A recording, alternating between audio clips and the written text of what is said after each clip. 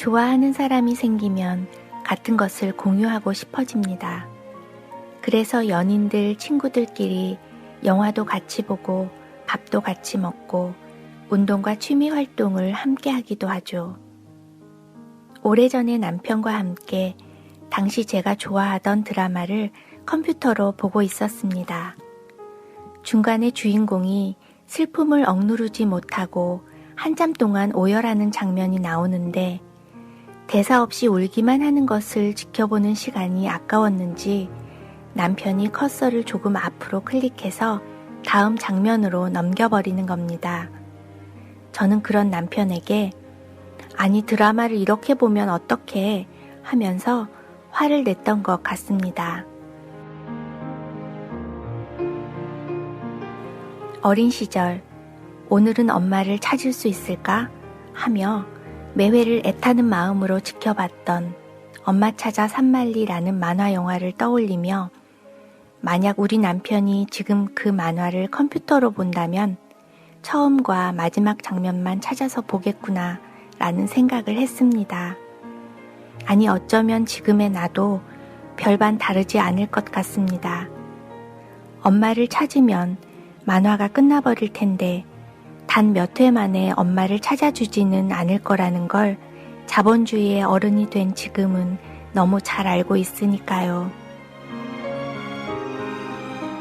브라질 리우 올림픽의 화려한 개막식을 본 게 엊그제 같은데 어느 날 TV 앞을 지나다 보니 마라톤 중계를 하고 있습니다. 미국의 수영 선수 마이클 펠프스가 금메달을 따는 경기를 지켜보는 것은 그리 어렵지 않은데 2시간이 넘는 마라톤은 직접 뛰는 선수는 말할 것도 없고 중계를 하는 사람도 지켜보는 사람들도 쉽지 않은 것 같습니다. 그런데 마라톤을 뛰는 선수가 내 자식이라면 그 2-3시간을 못 지켜볼까? 라는 생각이 들었습니다.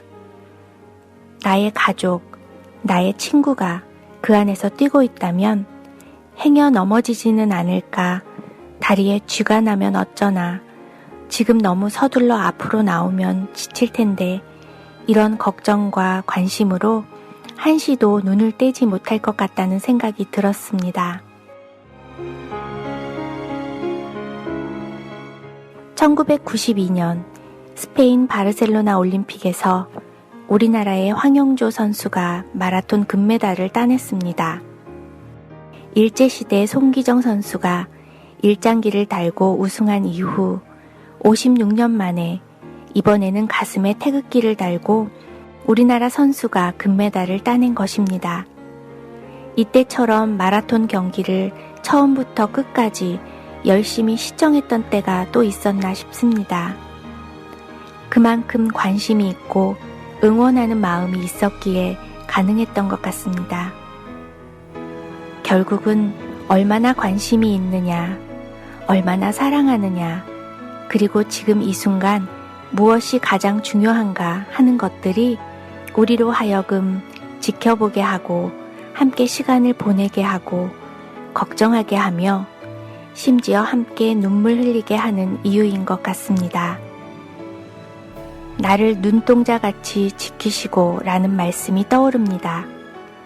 나를 향한 하나님의 사랑과 관심, 그리고 프라이어리티를 생각해 보면 마라톤 같은 내 인생의 희로애락의 순간들을 하나님께서는 정말 졸지도 주무시지도 않고 끝까지 함께 해주실 것 같습니다.